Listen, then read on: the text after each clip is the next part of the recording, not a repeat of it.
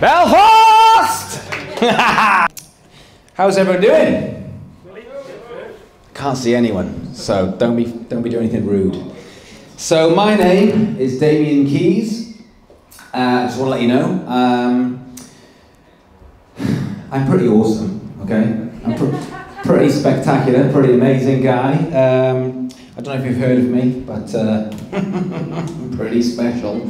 I've got a book coming out, so I can't really see, but can I just ask everyone now, who's going to buy my book? Who's going to buy my book? That's a bit disappointing. Right, okay. All right, guys, do you want to be my friend? Do you want to be my friend? Be my friend. Yeah. Thanks. I got one. Sounds ridiculous, okay? But these are the things I see on social media every single day. I see bands push media all the time. Push media. Do this.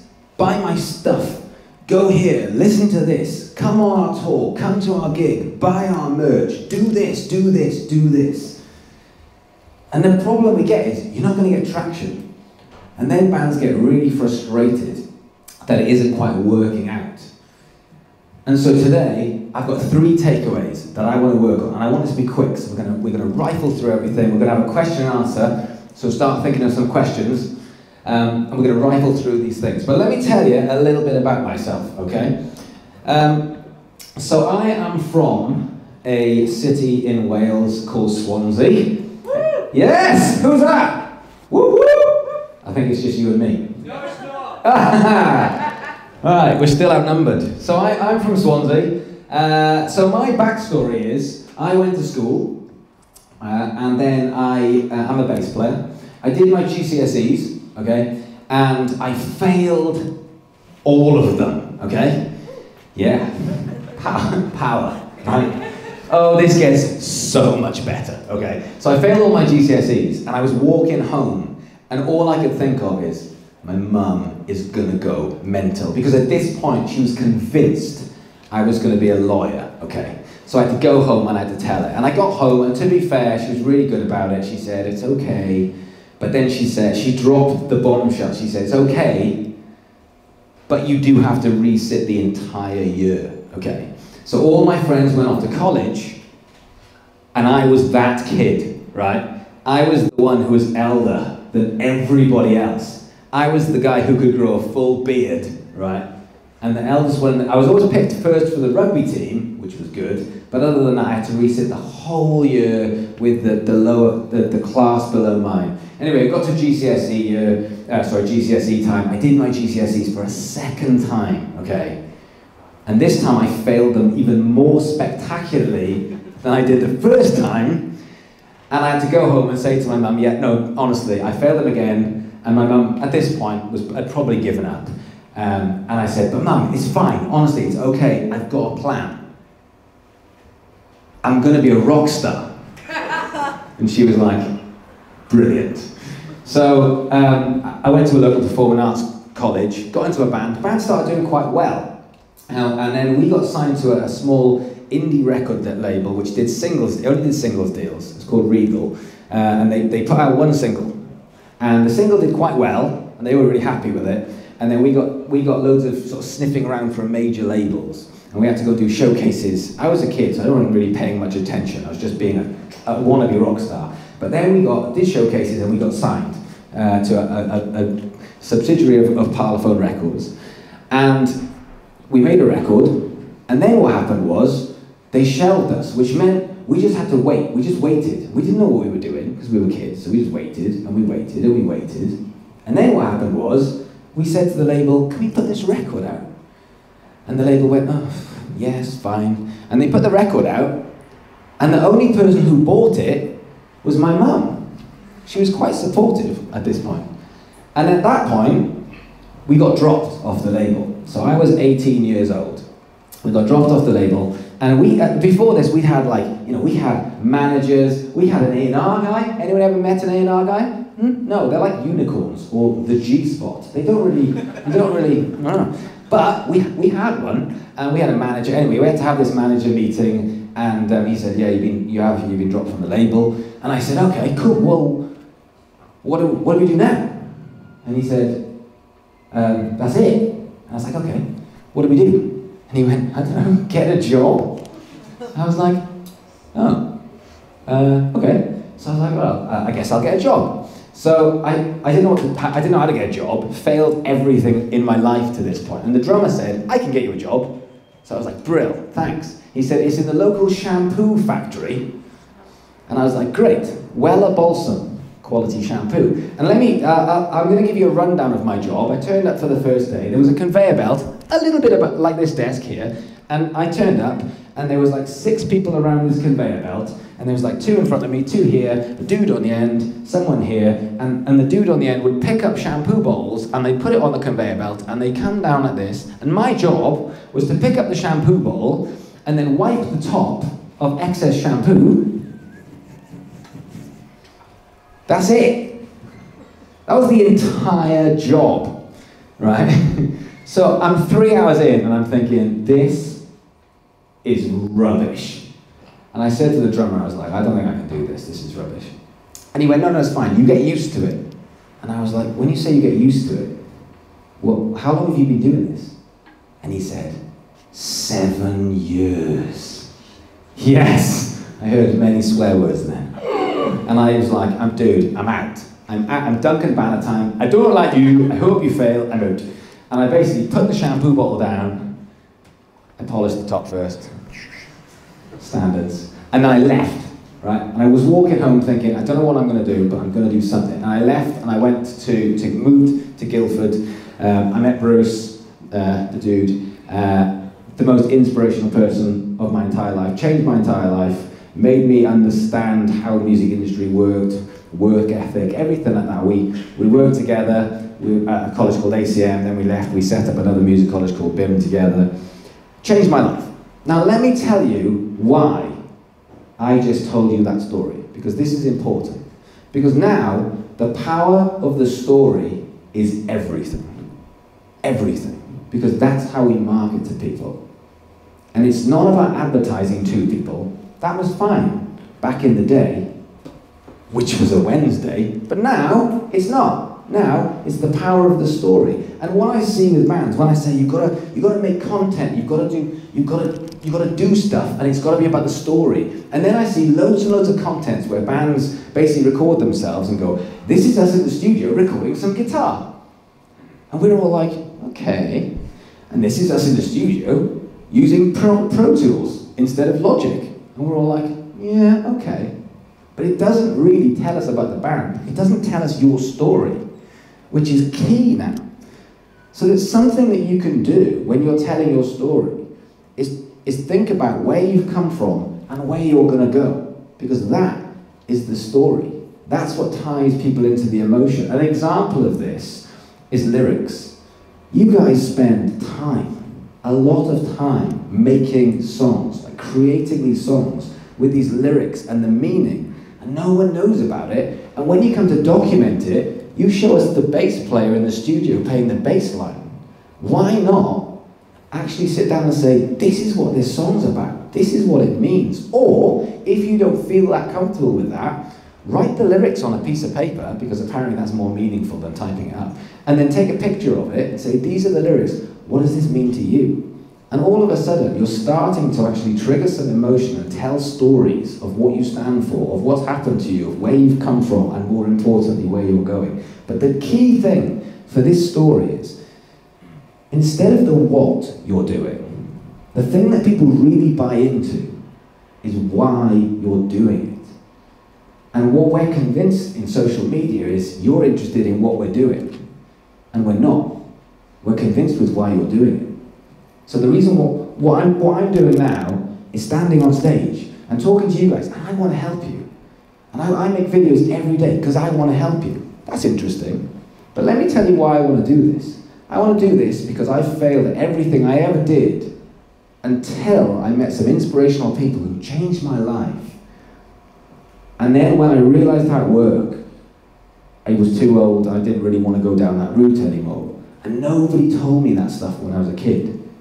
And everybody should know this stuff. And the music industry for too long has gone, no, it's ours. You can't play. And we've all gone, okay. And times have changed. And now, we don't work for the music industry anymore. The music industry works for us. Because we are in control. 100% in control. Because if you build the audience, you have all of the power.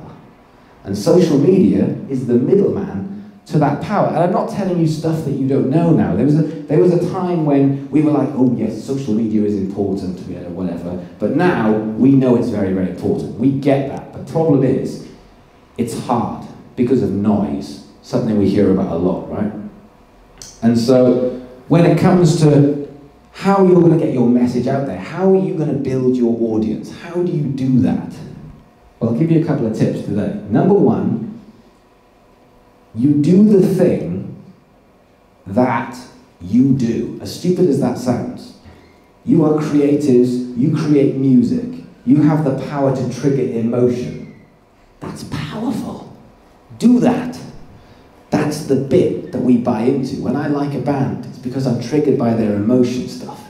Because I like the sound of it. I like all the bits that they do. So I want to hear more of their music. I want to hear more of their story. That's the bit that you need to do. And then as you're building an audience, the key bit is how you look after the audience. Because the audience is there for you if you can look after them. But we're not looking after them enough.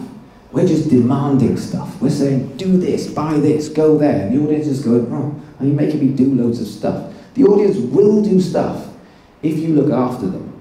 But we're not looking after them. So here's the takeaway for this. This is something that happens all of the time. It happened yesterday, it happened the day before, it's happened on every day of this tour. I say, if you're going to trigger the Facebook algorithm, or any algorithm, does everyone know what I mean by the algorithm? Yeah, we're basically being algorithmed to death on Facebook. How many people here were really happy when Facebook took all our reach away? Yeah, exactly. We're all like, oh, Mark Zuckerberg. And the algorithm basically is just them saying, look, it's our house. It's Facebook's house. We're playing in Facebook's house. We play by Facebook's rules. If we don't like it, we can just go and build a new platform, but we can't. Well, I can't. So we have to play on Facebook's rules, or Instagram's rules, or YouTube's rules. But we can still trigger the algorithm. And two things that you can do. Number one, okay, let me give you an example right now. We're in Belfast, right? Amazing city. And I've only been here, I think I've been here twice before. Everyone's looking at me going, okay. Just have a think right now. Can you name a band or an artist or someone successful that's come out of Belfast? Anyone? Therapy? Ash? Right, stop. Notice the difference of what just happened. I've been to Belfast before. You went, right? I asked you a question, everyone's joining in. I'm giving the audience a reason to join in, rather than just telling them stuff. Go away, take that, go over there, sit down. I'm saying, no, we're in this together, right? Tell me something about Belfast. And all of you were like, I can do that. I want to join in. Because as the audience, and I'm in the audiences, you're in the audiences, as the audience, we want to play. I want to play. When I see your band, I want to play. So when I do play, that then triggers the algorithm. So when you're posting stuff, ask a question. Just allow your audience to join in. And if you do that, it will trigger the algorithm and you will get more reach. The second thing is the pay to play, right? So how many people really are really excited that my Facebook reach went from 2,000 to 200 over about 2 weeks?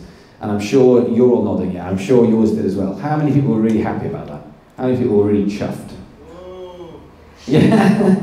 So let me tell you something. This is what I believe. This is my personal belief.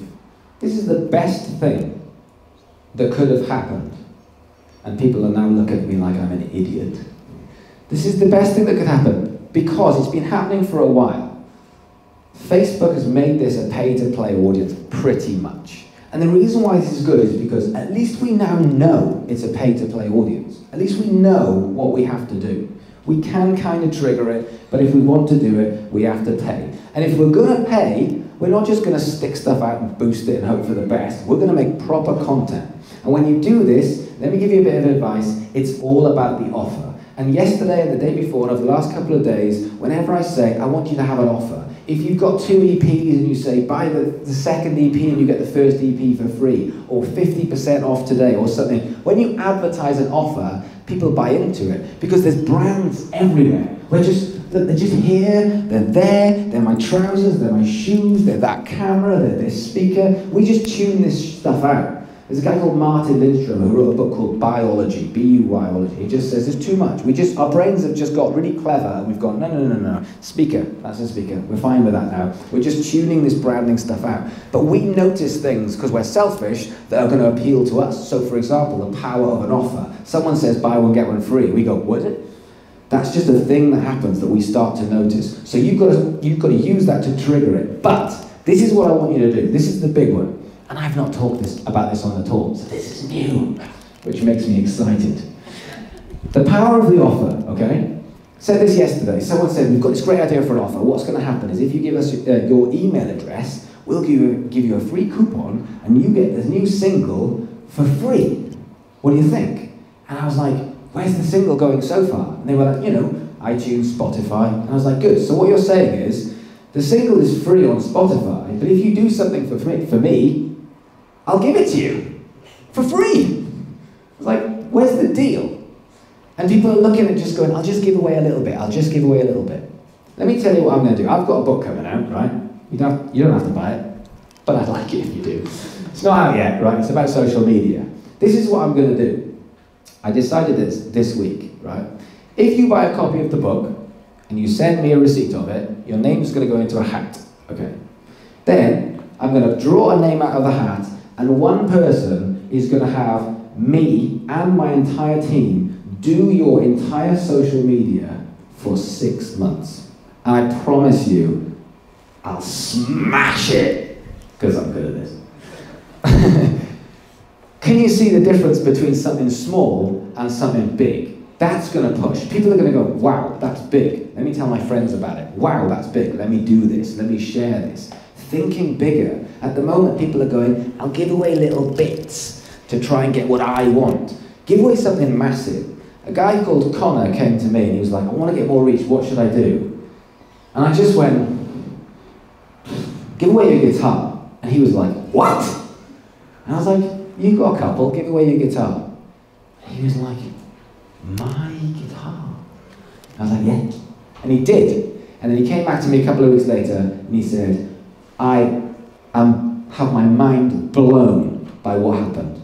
My audience went crazy. Everybody was sharing this. I doubled my audience. Everything was going crazy purely because I gave away this guitar. Everyone was talking about it. I was like, yeah, because you did something amazing for your audience. You valued them. You gave away something emotional, something tied to you, something big. And that's when the response comes in. As opposed to, I'll give away something small and expect. So I want you to think of the power of being able to do something big on social media. That's the best thing. This is now, we've gone through the Stone Age, the Iron Age, the Bronze Age, some other ages, and now, I believe, we're in the creative age. We're in the innovative age, the creative age. We can do anything we want.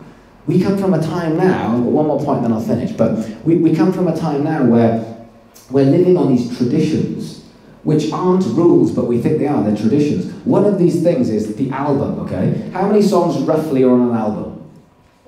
12. Yeah, okay, good. Do you know why this is? I'll be really quick. Because vinyl has 20 minutes on both sides. So back in the day, which was a Wednesday, we used to have vinyl, which used to have 20 minutes on both sides, roughly about 40 minutes, about 12 songs. Makes complete sense. There's the rule. Simple as that. But then CDs came along, and someone went, oh, these hold 73 or 74 minutes. And we went, wow, you've got half an hour of extra music to stick on a CD. And we went, wow, how many songs am I going to put on? 12. And you're like, oh, okay. And then CDs went away. And we went, what happens now? And you go, now music's like, it's not even on anything, it's not attached to anything. It's like, it's just in the air. You can do anything. You can have 175 songs on your album. And everyone went, wow! Right, we should probably go and record 12 songs. I'm like, why? Just go, like, you've got all of this creativity, so think big, right? And the last bit I want to talk about is influencers, right? So, I don't know if anyone's heard, right? But Snapchat lost $1.3 billion about 2 weeks ago. Did everyone hear about this? Yeah, 1.3 billion was wiped off, right? And this is because Kylie Jenner, right, tweeted, and she said, I'm like so over Snapchat right now. And everyone went, okay. And literally, she wiped 1.3 billion, she wiped £1 billion off this company, right? And Evan, who's the guy who owns it, Evan Spiegel, he woke up that day and he was like, brown trousers, I've literally just lost $1 billion. Or 1.3 billion. There's not a lot you can say other than, oh my God, when that happens, okay? That is the power of influence. And everyone's now talking about influencer marketing. It's like a really, really big thing, influencer marketing. And everyone heard of Logan Paul? He's kind of been in the news. But Logan Paul, he charges $200,000 for doing an Instagram post to his own audience. He's not doing it for anyone else, he's doing it to his own audience, right? And he does this interview with the New York Times. And the guy's a bit older and stuffy, and he says, hang on, you charge $200,000 for a 30-second video, which you record on your iPhone? What do you do? And he goes, I don't know, like, I'll dance. He's like, what? That's it? And he goes, yeah, I do 30 seconds of dancing, or I might, I might take a picture of myself with the product, and I get $200,000. And this guy goes, and you think that's you're worth $200,000. And Logan Paul goes, I'm worth 3 times that. And do you know what? He's completely right. He's absolutely right. Because, can you imagine his 10 million or 12 million followers on Instagram, his 18 million followers on YouTube? Doesn't matter what you like and what you don't like. Doesn't matter whether you think he's an arse or whether he's brilliant. It makes no difference. He's got a massively loyal, engaged following. And when he says, I love Oreos, they sell a lot of Oreos. We used to do it on TV. Who watches TV nowadays? My kid don't watch TV. Like, no, he just watches iPad. So influencer marketing. So I've got one question before we go to Q&A, right? This is how you can do this on a small scale. I just want to ask a question. Hypothetically, right, how many of you in here would be prepared to take a picture of me and you later, or me on stage, and just say, I'm at the Waterbury Underground Music Industry Conference, saw this guy talk, and then at Damian Keys, which is at Damian Keys 1, which is my Instagram. Who'd be prepared to do that for a tenner? Right? Okay. Great. Just hold your hands in the air so I can see how many. Okay, most people. Right. Morgan, hold this.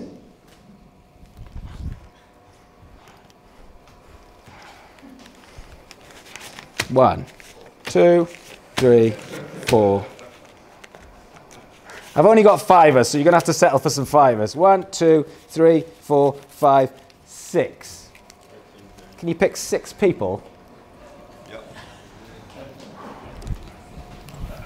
I've only got fivers, so you're going to have to deal with a fiver.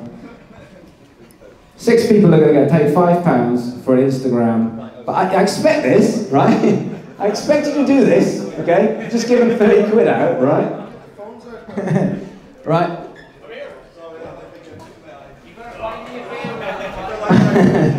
Right. I'll do it for 2 quid.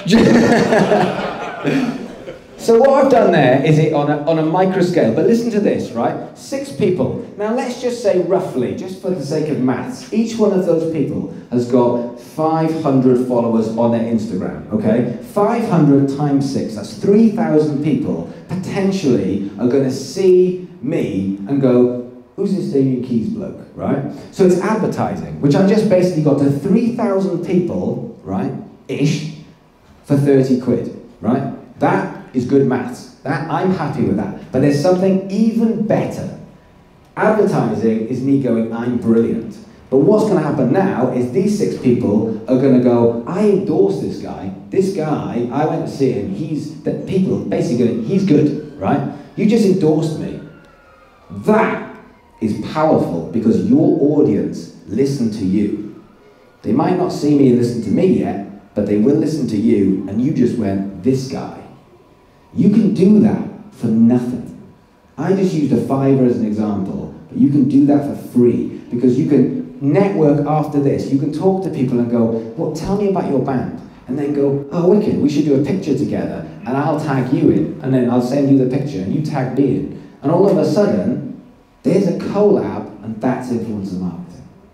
Those are the examples I want to give you today. But basically, I want to do some Q&A, but the main message for this is, it is there for the taking, and it depends on how creative you can be, and how fast and hard you can work. And if you can do that, the power and control is completely in your hands. So let's have some Q&As, like, any questions? Like, where do babies come from? Not that one, not that one, not that one. Yes. By the way, can I just say a little thing, but I just came in and sat down, and Mikey over here just leant in and he just went, loving your stuff. And honestly, it just made me feel warm and fuzzy, but also it just made me so much more relaxed. You know, this is the power of social media. I get to talk to you guys. I saw Caitlin on the stage. Where's Caitlin? She's here. You know, this means something to me, and therefore it should mean something to you with your audience as well. But yeah, sorry, Mike. What about social media for those that are trying to add value to the artist? I'm the session player, and for example, he's a recording engineer. Did you get a question? Yes. So social media, not so much for bands, but for art, So in other words, to make the band aware of our existence. Okay, yeah. Yeah, absolutely. So, okay, so say you're not in a band, but however, you want to actually still get your message across. Yeah, I'm okay with this one, but if we can have that for some more people, that would be good. Yeah. Social media is brilliant because as a musician, if you're not in a band, you can still have all the same stuff as everybody else. It's like your own TV station. So effectively, what I would do is I'd be showing people the journey every day. So, what instrument do you play? Bass guitar and double bass. Oh, bass guitar, the best of the instruments. So you know, if you look at artists like sort of players like Ash Sohn, he's a drummer. He's on Instagram. He just does a little thing every day. I follow Ash Sohn, and all he does, right, every day, is do a video of. Anyone know him? He does the Strictly Come Dancing drumming, and every day he plays a 30-second clip of him going. That's it. And I'm like, yeah, that's all I needed. I didn't need anything more than that. Don't forget, social media, you're not trying to change everyone's life in a few seconds. What you're trying to do is remind them that you're there and keep people buying into you again and again. This is a long-term drip feed thing. So people aren't going to forget. If people see you, they're not going to see a piece of drumming and go, holy sh! They're going to go, oh, that's quite cool, and then the next time and the next time. And if you look at people like Ash Sohn, Annika Niles is a drummer. If you look at someone like Mateus Sartu on guitar, he does the same. These are kind of Instagram/YouTubers. They build followers, and then all of a sudden they became known because people are watching. So whether you use Facebook or YouTube or Instagram, it's up to you. But the way to do it is to start to actually get your name out there using hashtags and collabs and telling your story. Telling a story, honestly, it really, really works. So there's a guy called George Holliday, who's a YouTuber, who came to our Sheffield one. He's not a big YouTuber, but I love his stuff. He's brilliant. I just watched a couple of his videos, and instantly I was just like, man, I like his stuff. And then I go back every day. Casey Neistat, massive YouTuber. He's huge. Casey Neistat was just like 10 minutes a day. But what Casey Neistat does very, very well is he says, when he thinks big, he thinks in a different way to the way most people think. What we do as vloggers is we say, I'm going to do my day, and I'll video it, and I'll put it out to you. Casey Neistat doesn't think like that. Casey Neistat goes to the end, and he says, if I'm going to get you to give me 10 minutes, what do I have to do today? And then he says, right, how about I fly to Dubai, I'll hire a supercar, I'll take my skateboard, and I'll try and skateboard on the back of a supercar in Dubai across a bridge. Will you give me your 10 minutes? And we say, yeah, That sounds great.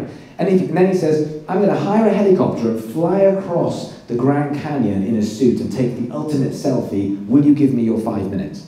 And we say, yeah, that sounds quite good. So obviously he's extreme, but you can see how you're going to the end and saying, what can I do for my audience today that they want, as opposed to what do I want to do that I'm going to force on my audience. But you can do that as any musician. You are in the same boat as me. I'm not in a band. I do social media advice for musicians, but I'm using it exactly the same. I just want you to see me every single day, and some people will go, oh, it's that guy. My journey is what I want is I want to be the best music industry educator in the world. That's what I want to be. So it's going to take a long, long time, but I'm in the same boat as you, and it's about getting my stuff out there and learning and valuing the audience. That valuing the audience is key. An example I usually use is if I step off this stage and you walk up to me and you say, oh, dude, that was fantastic. And I go, you're going to go, what a douchebag. But that's what we do. That's what we do with social media. We don't say, dude, when someone says that was fantastic, we don't say, yeah, let's chat. Tell me about you. Thank you so much. I appreciate it. So you're in the same boat as everyone else. Have we got time for a couple? Yes. I'm in a band, like yourself, very involved in the social media side of things. I appreciate how important it is. What are the key platforms? Because managing Facebook, Twitter, Instagram, YouTube, I don't know how to work Snapchat. Literally have no idea what it is. Yeah. What are the go-to platforms? Okay, so the question is, which platforms are important? Which are the really go-to platforms? And so what people tend to do is they tend to go straight to all of them. I wouldn't do that. I'm on all of them specifically because I want to learn about social media every day so I can give this information to you. If I wasn't doing the social media for social media's sake, I wouldn't be on YouTube, Instagram and Facebook and Twitter and Snapchat. I would probably pick one or possibly two and nail them. And the way I would choose them is completely up to your skill set and what works for you. I think YouTube is the most underutilized platform for us because we're proper creatives, because bands and videos go hand in hand. So YouTube to me is good, but it's hard. So I would say that work your skill set. But the big thing for me here is something I'll probably say to a lot of you later. Quality versus quantity. How much? Where's the angle? I make videos every day. I know I can make better videos if I made one a week, but I want to do them one a day. So I'm happy to sacrifice some of the quality in order to get stuff out relentlessly. Now, the people who decide this is the audience, because if I do too much content and it's not of a high enough standard, you won't watch or engage. If I make fantastic content but I leave it too long, you still won't watch or engage because there's momentum. So you've got to try and pick what works with quality versus quantity, but you have to watch the audience if they will buy into it. Now, you can't leave social media for weeks and go, I'll come back in a couple of weeks. We can't, because this is relationship building. We've got to do some things to get stuff out there from a content point of view. Sorry to go back to this. Can you afford to then one of them later on? Yes, absolutely.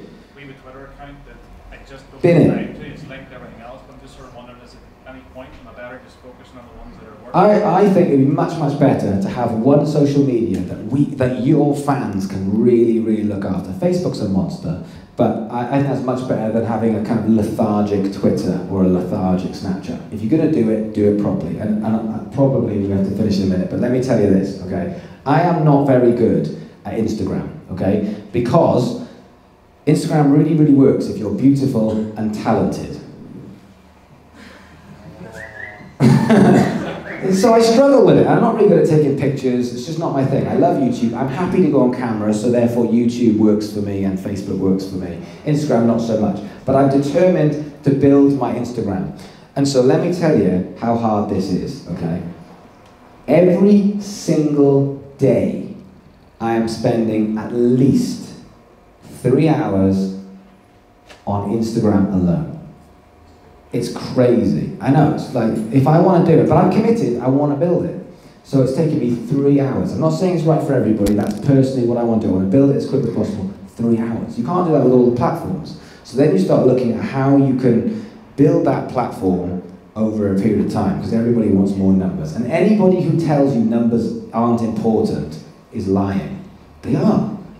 They are. It's just the numbers of what? The numbers of engagement, the numbers of reach. That is important. But the numbers are important. They matter. You've got to try and get your stuff out there. So yeah, I've been it, but you know, I think for me, the power of this at the moment is picking a platform that works and really spending the time on it. Yes. In your opinion, is there any use in having like a dedicated website rather than yes. posting social media? Dedicated website, absolutely. Yeah, because we're still trying to get the messages out, and websites are really, really important. Definitely. I think websites where you can sell stuff. I mean, my job here today is social media side to it. But if you look at artists who are in the YouTube field that do really, really well, there's an artist called Dodie. She's done it a different way. I'll make the music and I'll give it to you for free because that's where we are at the moment, but I'll monetize something else. In her case, she's monetizing live tickets and merchandise. And she's selling a crazy amount of merchandise when she does these gigs. She's doing meet and greets, she's getting a lot for that. But all of the information is going on a website. People still use traditional website, they still use e-marketing, so those things are still important. You know, social media is the thing, but there's lots and lots of ways of doing it. So I've got to get off, but I'm here all night, so anyone wants to chat, if I can help with anything, not only am I here now, but if you email, you know, get in touch with me on any socials, but also there's the My Career at waterbear.io. You know, this team are amazing, so they're here to help, okay? So don't get stuck, ask. Thank you so much, guys. Thank you very much.